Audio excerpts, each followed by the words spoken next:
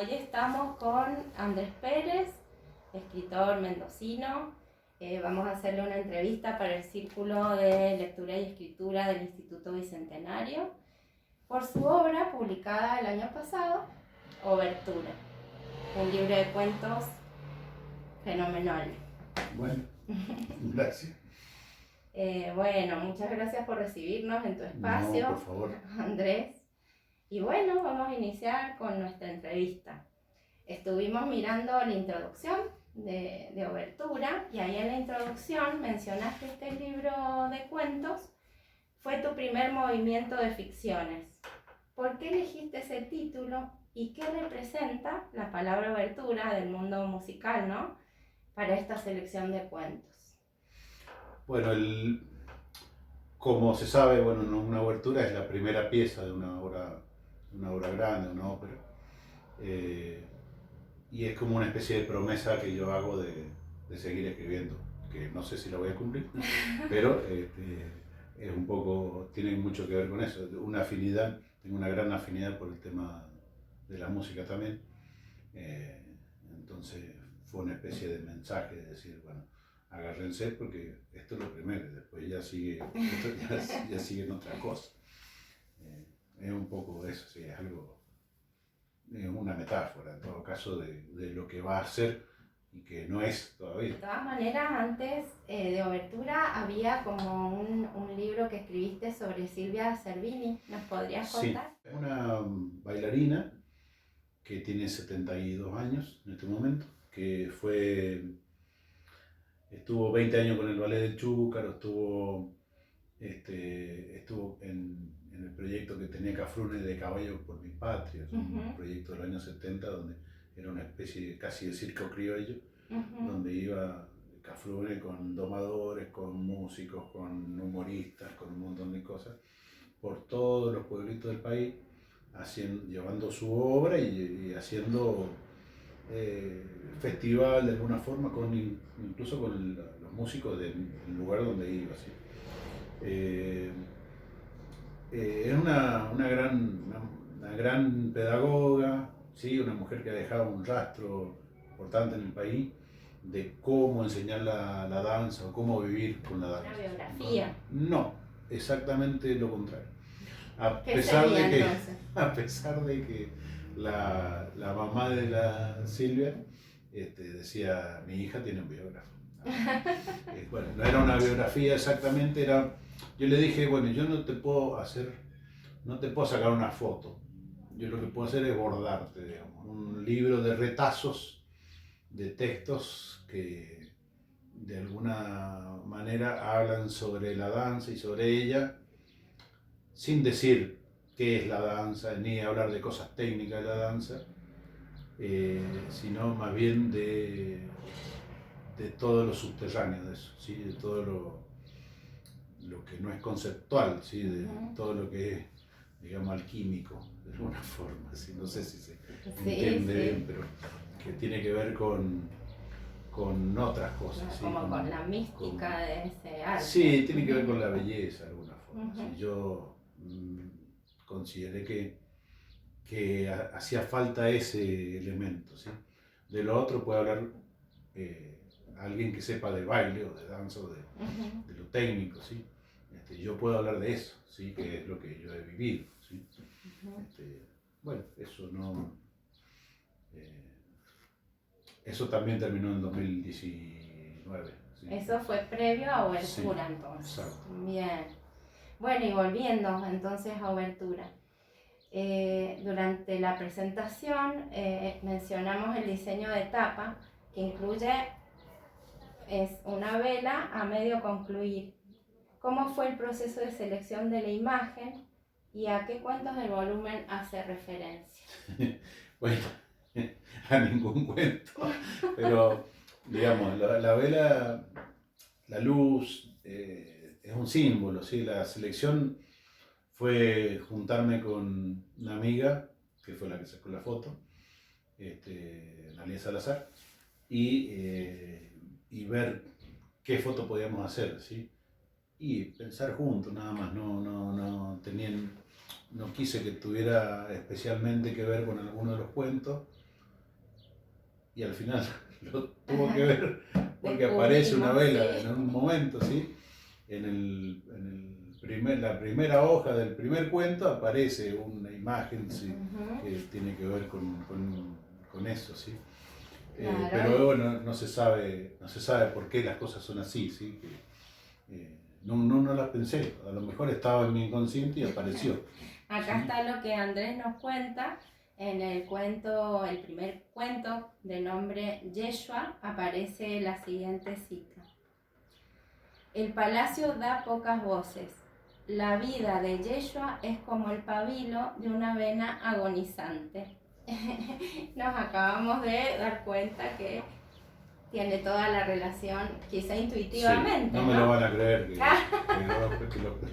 intuitivamente, bueno, sí. Son cosas así que pasan. ¿sí? Que ha ocurrido, bien. En la introducción también nos contás que hacía mucho tiempo que tenías textos, ¿no? Escritos. ¿Qué fue lo que te llevó a publicarlos ya en el 2021? Bueno, al parecer hacía falta una pandemia para que nos pusiéramos a revisar cosas. Y yo veía que había un montón de cosas que tenía, así, uno guarda los archivos todos juntos.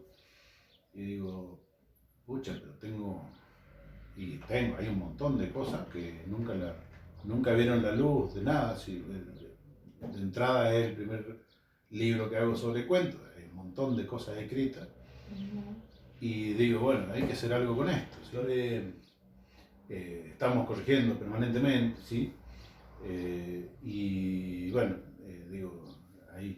una última corrección y que salga, ¿sí?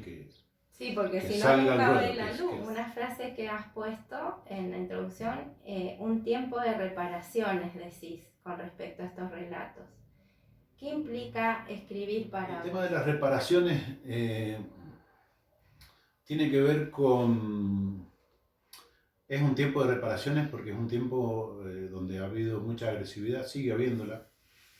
Y yo creo que estamos para repararnos entre nosotros, ¿sí? para juntar nuestros pedacitos y armarnos. Y de alguna forma eso es lo que nos va a mantener vivos, ¿sí? Eso es lo que nos mantiene vivos. Nosotros no podemos vivir sin el otro, sin la otra persona, ¿sí? Y el que lo quiera hacer va a fracasar. Fue el contexto en que yo vi esta agresividad, no solamente en la gente, sino en nuestros gobernantes, en los medios, en todos lados, incluso en las mismas artes. ¿sí? Y de última, eso está ahí, yo lo veo, no sé si la persona que lo lea lo va a ver en algunas personas que son reparadores, ¿sí? El nombre de la tapa, un reparador. Yeshua, un reparador. ¿sí? Sobre el cuento Yeshua, la primera frase es: Yeshua amanece el resto de optimismo que le queda. ¿Qué rasgos humanizantes buscas construir con tus personajes? Y porque son todos humanos. Claro. Pero bueno, Yeshua, hay que aclarar que es Jesús crucificado, el Jesús histórico. ¿sí? Yo fui criado en una familia cristiana, después dejé de ser católico, dejé de ser religioso, digamos, profesar la religión, pero la figura de Jesús, como en una gran cantidad de personas, de gente, queda ahí, siempre es una referencia muy fuerte, porque bueno, es un tipo inigualable. ¿sí? Básicamente eso es lo que me movió, ¿sí? Y me obsesionaba básicamente el tema de la relación padre-hijo, ahí en el sentido estrictamente de esta cuestión religiosa y de preguntarme cómo un padre puede, digamos, dejar a su hijo así, digamos. ¿sí? La reflexioné de grande, y no porque la reflexioné, sino porque alguien me lo dijo. Cómo a un pibe de 6, 7 años le podés presentar a un hombre crucificado delante de él, ¿sí? O sea, es una cosa muy fuerte. Y a nosotros nos enseñaban en el catecismo, todo también es parte de lo humano, ¿sí? Claro. No es tan humanizante, en todo caso, pero es humano, sí, muy humano. Claro, la crudeza, ¿no? Hay un femicida, sí, hay una serie de personajes que hay que verlos así desde el punto de vista de lo que son, no hay que tomar partido por ello, hay que ver qué es lo que son y por qué son así. Están como en una ¿Quién los búsqueda, hizo? ¿sí? Claro. Permanente, me pareció a mí al leerlo que están como cada uno buscando. No hay que justificar al femicida, hay que ver qué es lo que lo llevó ahí. Ahí en el femicida es toda la sociedad lo hizo los femicidas. La frase esa de Yeshua, que amanece el resto de su optimismo, ¿no? Que es lo que muchas veces nos pasa, ¿no? Al comenzar un nuevo día, nos ponemos un poco a pensar qué nos depara, ¿no? Ese día. Pero tiene una densidad de significado y una elaboración poética, porque dice, amanece el resto de optimismo que le queda. ¿Cómo influyó tu formación en letras en tu oficio de escritor? Para escribir esto ya es una frase muy remanida, ¿sí? Para escribir hay que haber leído, ¿sí? Igual que para componer música, ¿viste? Tenés que haber pasado por todos los pentagramas, o sea, tenés que tener un bagaje que te sirva de base para continuar con el canon de alguna forma. Uh-huh. Sí, es lógico. Sí, la formación literaria siempre te da otras herramientas. Yo creo que lo que más te da es saber si lo que hiciste está bien o es una cosa berreta, ¿sí? Uh-huh. Eso es por lo menos te da. Yo tengo la garantía de que lo que escribí está bien escrito, guste o no guste. Y en base a esto, ¿te sentís cerca o lejos de ese ámbito académico a la hora de escribir? Absolutamente lejos. No, en realidad es por una. Me siento lejos porque no he tomado contacto. O sea, también es culpa mía, sí, porque no he tomado contacto. Quizás yo vivo a 30 kilómetros de la universidad o del centro, digamos. Trabajo en Maipú, tengo mi casa, mis hijos, mis perros, entonces, uh-huh. Mis árboles, entonces hacerme un espacio para eso en este momento no estaría. En otros momentos tampoco, porque en otros momentos hice otras cosas. Hice en Murga, Uruguay. Eso es muy interesante y ahí te quería preguntar, ¿cómo fue toda esa etapa? Porque sabemos por tu biografía, por haber leído tus actividades que participaste en murgas, incluso escribiendo. Claro, yo estuve en la murga de Remolino 2008-2014 más o menos. Uh-huh. Esos fueron los años. Hice escribí 2 obras.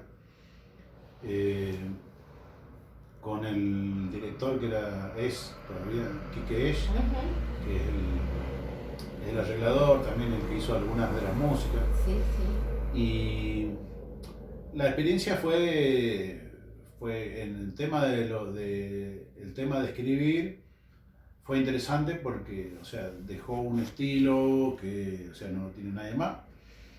Mejor o peor, pero no lo tiene nadie más. Uh-huh. He sido muy aceptado en eso, ¿sí? Uh-huh. ¿Las obras de qué temas trataban?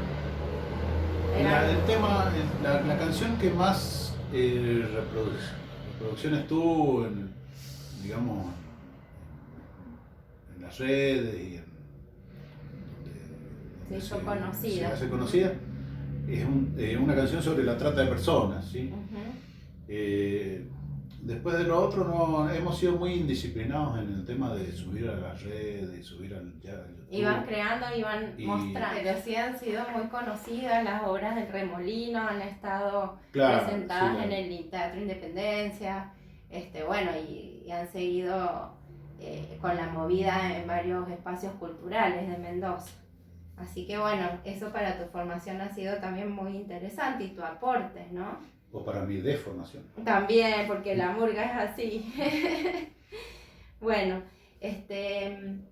hay un cuento muy interesante, el segundo cuento, que se llama La piel, y tiene una frase muy impactante que es: no somos insignificantes para otros cuerpos.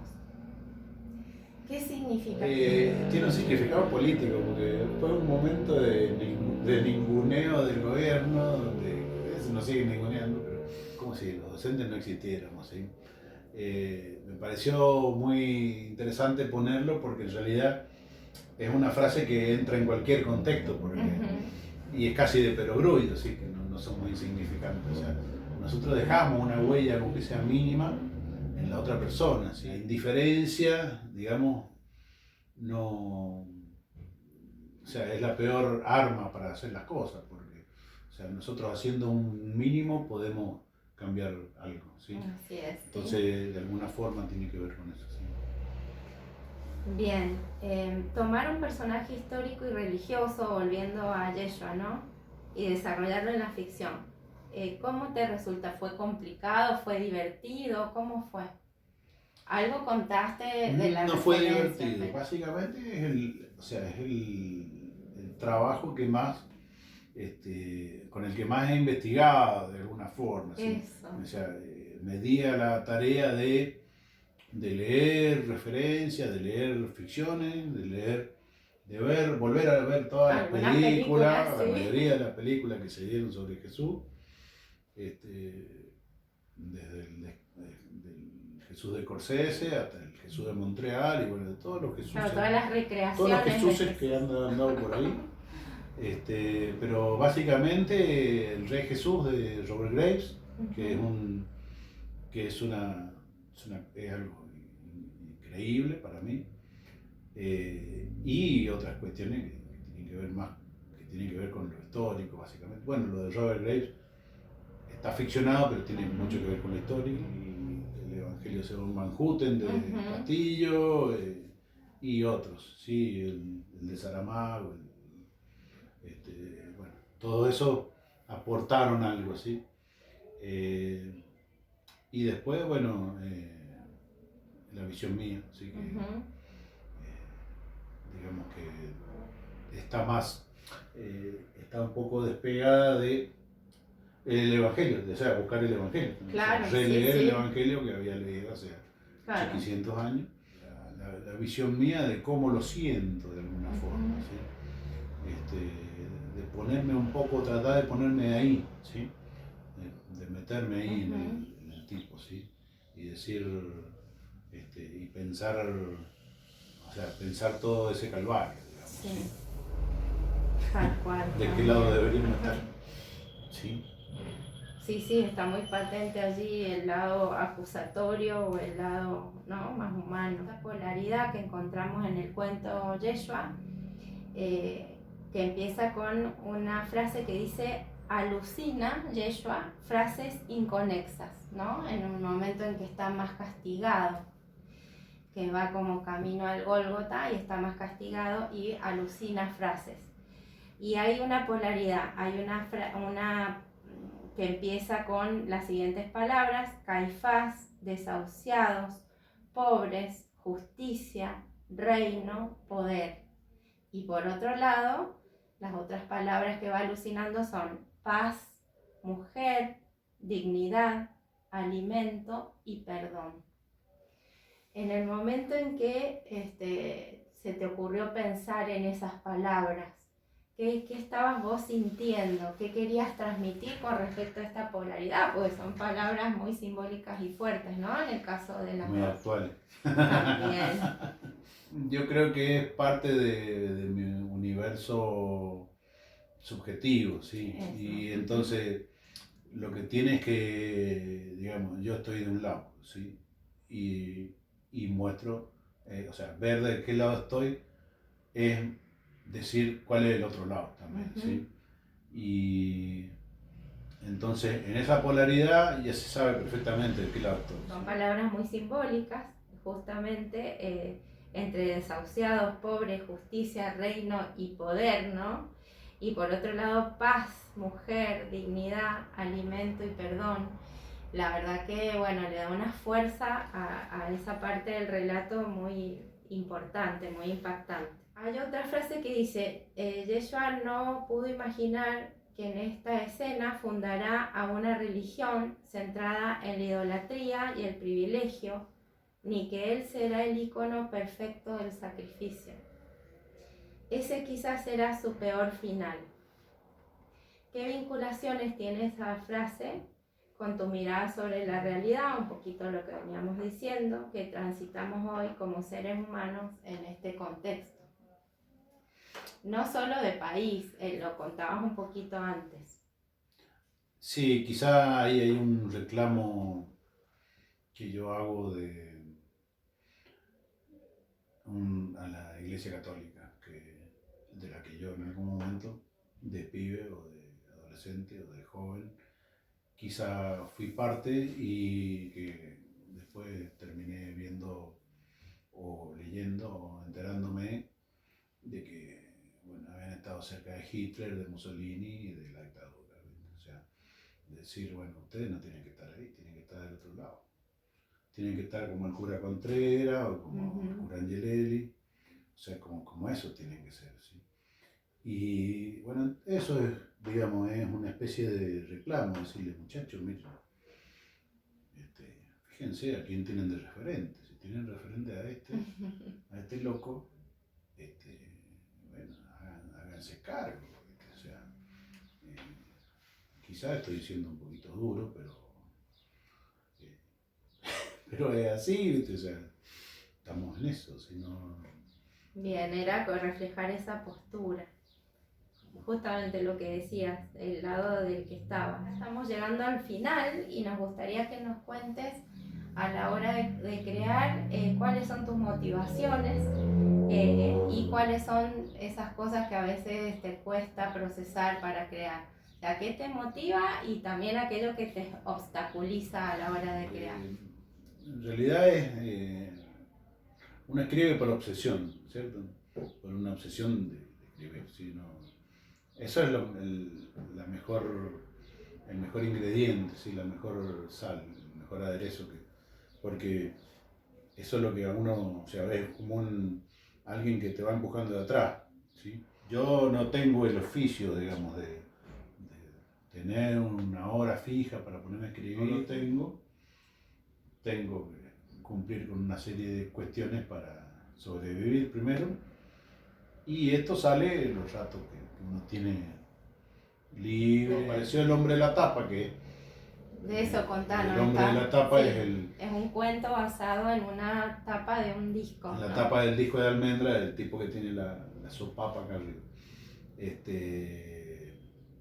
Empezó con, no sé si con Fermín, creo que empezó con un pibe que estaba en un hospicio, estaba medio loco, claro, o no estaba loco, pero los padres lo metieron ahí por loco, qué sé yo. Y de ahí empezó, ¿viste? Bueno, y se parece a Fermín, ¿viste? Y de ahí salió a cualquier cosa. O sea. Bueno, Andrés, para que puedan los alumnos, los profes que van a ver este video, saber dónde, y el público en general, ¿no? Dónde adquirir tu libro. Se puede hacer a través de Editorial Jawel, y a dónde más lo puede adquirir. Y que me busquen. Bien, tienen que buscar a Andrés en las Pérez. Redes, en el Facebook aparezco como Andrés Pérez, con un icono que es un cuadro de Berni.